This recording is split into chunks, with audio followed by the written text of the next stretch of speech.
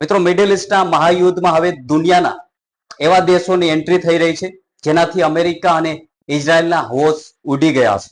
ઉત્તર કોરિયાના તાનાશાહ king Jong ઉને એક અત્યંત ચોંકાવનારું અને મોટું નિવેદન આપ્યું છે. કિંગ જોંગ ઉને ખુલ્લેઆમ કહ્યું છે કે જો ઈરાન ઈચ્છે તો ઉત્તર કોરિયા તેમને ઇઝરાયલ વિરુદ્ધ લડવા માટે અત્યાધુનિક મિસાઇલો પૂરી પાડવા માટે તૈયાર છે. એટલું જ નહીં, કિંગે દાવો કર્યો છે કે તેમની આ મિસાઇલો એટલી શક્તિશાળી છે કે તેમાંથી માત્ર એક જ મિસાઇલ આખા ઇઝરાયલને નકશા પરથી સાફ કરી શકે છે. આ નિવેદન એવા સમયે આપવામાં આવ્યું જ્યારે ચીનના રાષ્ટ્રપતિ શી જિનપિંગે 7 વર્ષ પછી ઉત્તર કોરિયાની મુલાકાત લીધી છે, જ્યાં બંને દેશો વચ્ચે સૈન્ય સહયોગ વધારવા માટે મોટી સહમતિ બની છે. બીજી તરફ ઈરાને ઇઝરાયલ વિરુદ્ધ પોતાના સૌથી ઘાતક હથિયારો મેદાનમાં ઉતારી દીધા છે. સંરક્ષણ અહેવાલો અનુસાર ઈરાને આ હુમલામાં પોતાની અપગ્રેડ કરેલી ખૈબર સેકન મિસાઇલનો ઉપયોગ કર્યો છે. આ નવી મિસાઇલો પહેલા કરતા ઘણી વધારે ઝડપી, અત્યંત સચોટ અને કોઈ પણ એર ડિફેન્સ સિસ્ટમને તોડી પાડવામાં સક્ષમ છે. ઈરાનની આ નવી સૈન્ય તાકાત પર અત્યારે આખી દુનિયાની નજર ટકેલી છે. નમસ્કાર મિત્રો, હું છું દિનેશ ઝાલા. વિડીયોમાં આગળ વધતા પહેલા હજુ સુધી તમે અમારી ચેનલને સબસ્ક્રાઇબ નથી કરી તો તુરંત કરી લેજો, કારણ કે આ ચેનલ પર જીઓપોલિટિકલની સાચી અને નિષ્પક્ષ માહિતી પ્રોવાઈડ કરવામાં આવે છે. મિત્રો, ઈરાની સરકારી ટીવી ચેનલે ઉત્તરી ઇઝરાયલ પર છોડવામાં આવેલી આ બેલિસ્ટિક મિસાઇલોના લાઈવ ફૂટેજ પણ જાહેર કર્યા છે, જેમાં 3 રાઉન્ડમાં કુલ 10 મોટી મિસાઇલો ઇઝરાયલ તરફ ઘસમસતી જતી સ્પષ્ટ દેખાય છે. આ ભયાનક મિસાઇલ હુમલા બાદ ઇઝરાયલના વડાપ્રધાન બેન્જામિન નેતન્યાહુએ દાવો કર્યો છે કે ઈરાન ઇઝરાયલ પર પરમાણુ હુમલો કરવાની ફિરાકમાં હતું. તેમણે કહ્યું છે કે ઇઝરાયલ પર થનારા પરમાણુ હુમલાને રોકવા માટે જ ઇઝરાયલી સેનાએ રાતોરાત ઈરાનની અંદર ઘૂસીને ઐતિહાસિક જવાબી હુમલા કર્યા છે. જોકે નેતન્યાહુના આ દાવા પર પશ્ચિમી દેશો પણ સવાલો ઉઠાવી રહ્યા છે.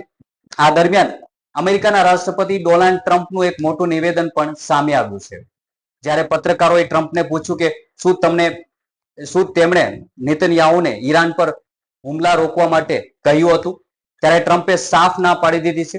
ટ્રમ્પે કહ્યું છે કે તેમણે નેતન્યાહુને માત્ર એટલું જ કહ્યું છે કે જે યોગ્ય હોય તે કરો, પરંતુ આ લડાઈને બંને એટલી ઝડપથી પૂરી કરો તેવું ટ્રમ્પે કહ્યું છે, કારણ કે આનો સંબંધ લેબનાન સાથે છે અને હવે આ યુદ્ધ અટકવું જોઈએ તેવું પણ ટ્રમ્પે કહ્યું છે.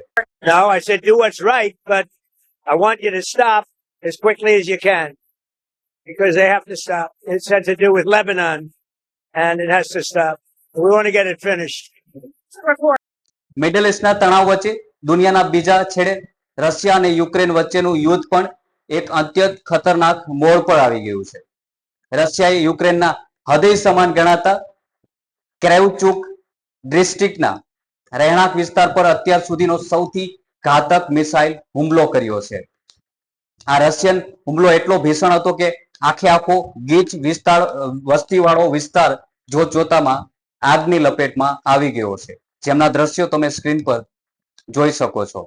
મિસાઇલ પડતા જ ચારે તરફ ચીચાચીસ મચી ગઈ હતી અને લાગેલી આગ એટલી ભયાનક હતી કે તેની કાબુમાં લેવી ખૂબ જ અશક્ય હતી. રશિયાએ આ હુમલા દ્વારા યુક્રેનને સ્પષ્ટ સંદેશ આપ્યો છે કે તે પોતાની સૈન્ય કાર્યવાહીમાં કોઈ નરમાશ રાખવાનું નથી. આ ભયાનક વિનાશની સાથે જ યુદ્ધના મેદાનમાં એક ચોંકાવનારા સમાચાર પણ સામે આવ્યા છે. મિત્રો, રશિયન એર ડિફેન્સ સિસ્ટમે યુક્રેનના ફાઇટર જેટને હવામાં જ તોડી પાડ્યા છે. સૈન્ય અહેવાલો અનુસાર, એટલે કે આંતરરાષ્ટ્રીય મીડિયાના અનુસાર, યુક્રેનના 5 ફાઇટર જેટ રશિયન સરહદની અંદર ઘૂસીને કોઈ મોટા સૈન્ય મથક પર હુમલો કરવાની ફિરાકમાં આગળ વધી રહ્યા હતા, પરંતુ રશિયાની અત્યાધુનિક એર ડિફેન્સ સિસ્ટમે આ ખતરાને સમયસર ઓળંગી લીધો. રશિયન મિસાઇલોએ યુક્રેનના એ વિમાનો પોતાના ટાર્ગેટ સુધી પહોંચે તે પહેલા જ હવામાં જ ધડાધડ 4 ફાઇટર જેટને તોડી પાડ્યા, જેમના દ્રશ્યો પણ તમે સ્ક્રીન પર જોઈ શકો છો.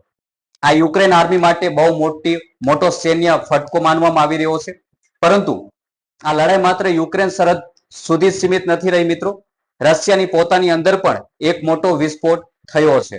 રશિયાના બેલગોદર ઓલબાલ વિસ્તારમાં આવેલી એક મોટી એલ્યુમિનિયમ સ્ટોરેજ ફેસિલિટીઝ એટલે કે હથિયારોના ગોડાઉનમાં ભીષણ વિસ્ફોટ થયો હતો. આ બ્લાસ્ટ એટલો શક્તિશાળી હતો કે તેનો અવાજ અને ધ્રુજારી કેટલાય કિલોમીટર સુધી અનુભવાઈ હતી. હથિયારોના ભંડારમાં આગ લાગવાના કારણે આખા વિસ્તારમાં સતત ધડાકા થઈ રહ્યા છે. આ વિસ્ફોટ પાછળ યુક્રેનનો ડ્રોન હુમલો છે કે કોઈ ટેકનિકલ ખામી, તેની હજુ સુધી કોઈ સત્તાવાર પુષ્ટિ નથી થઈ. પરંતુ આનાથી રશિયાને હથિયારોનું મોટું નુકસાન થયું છે. એક તરફ આખી દુનિયા મહાયુદ્ધ અને આર્થિક વિનાશના આરે ઊભી છે, ત્યારે બીજી તરફ દુનિયાની સૌથી મોટી મહાસત્તા અમેરિકાના નેતૃત્વ પર ગંભીર સવાલો ઉઠી રહ્યા છે. અમેરિકાના રાષ્ટ્રપતિ ડોનાલ્ડ ટ્રમ્પનો એક વિડીયો સોશિયલ મીડિયા પર અત્યારે જોરદાર વાયરલ થઈ રહ્યો છે. મેડિસિન સ્ક્વેર ગાર્ડનમાં રમાઈ રહેલી high profile NBA final match દરમિયાન રાષ્ટ્રપતિ ડોનાલ્ડ ટ્રમ્પ લાઈવ મેચમાં જ ઊંઘતા ઝડપાઈ ગયા, જેના દ્રશ્યો તમે સ્ક્રીન પર જોઈ શકો છો. આ દ્રશ્યો સામે આવ્યા બાદ વૈશ્વિક મીડિયામાં ચર્ચા શરૂ થઈ ગઈ છે કે જે નેતાના હાથમાં દુનિયાની શાંતિની કમાન છે, તેઓ આટલી મોટી આંતરરાષ્ટ્રીય કટોકટી વચ્ચે આટલા બેજવાબદાર કેમ દેખાઈ રહ્યા છે. આખી પરિસ્થિતિ વચ્ચે ઈરાને મોટું વલણ એકદમ સ્પષ્ટ કરી દીધું છે. ઈરાનના વિદેશ મંત્રાલયના પ્રવક્તા ઇસ્માઇલ બગાઈએ સત્તાવાર નિવેદન આપ્યું છે કે ઈરાન કોઈ યુદ્ધ નથી ઈચ્છતું, પરંતુ તે પોતાની સુરક્ષા માટે પીછેહટ પણ નહીં કરે. ઈરાને ખુલ્લેઆમ ચેતવણી આપી દીધી છે કે મધ્ય પૂર્વીય ક્ષેત્રોમાં અત્યારે જે પણ અસ્થિરતા અને તણાવ ઉભો થયો છે, તેની સીધી જવાબદારી અમેરિકા અને ખાસ કરીને ડોનાલ્ડ ટ્રમ્પ પ્રશાસનની છે. કારણ કે અમેરિકા જ ઇઝરાયલને અત્યાધુનિક હથિયારો અને ફંડિંગ પૂરું પાડીને આખી આગને ભડકાવી રહ્યું છે. બીજી તરફ ઇઝરાયલના અંકુશ હેઠળના વેસ્ટ બેંક વિસ્તારમાંથી કેટલીક ચોંકાવનારી તસવીરો પણ સામે આવી છે. ત્યાં જમીનમાં ઘસી ગયેલી ઈરાની બેલિસ્ટિક મિસાઇલોનો મોટો કાટમાળ જોવા મળ્યો છે, જે સાબિત કરે છે કે આ વખતે ઈરાને ખૂબ જ મોટા પાયે હુમલો કર્યો હતો. આના જવાબમાં ઇઝરાયલે પણ ઈરાનના તેહરાન, તબ્રીઝ જેવા મુખ્ય શહેરોમાં પર મિસાઇલો દાગીને તણાવ ચરમસીમાએ પહોંચાડી દીધો છે.